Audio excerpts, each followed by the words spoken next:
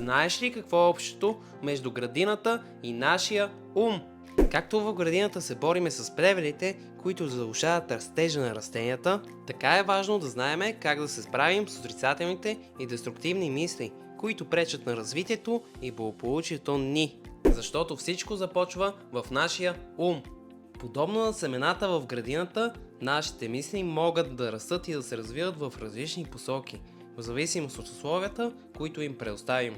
И нека те попитам, искаш ли бърз и ефикасен начин за позитивна промяна?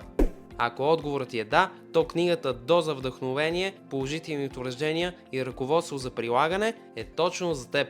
В нея са описани 224 положителни утвърждения при страх, гняв, обида и тревожност, за усилване на вътрешната ти сила, любов и увереност. Всичките са лесен, практичен и достъпен начин за прилагане. Вземи своята доза вдъхновение още днес, като натиснеш линка в описанието и дай сила на ума си и увеличи енергийния си заряд.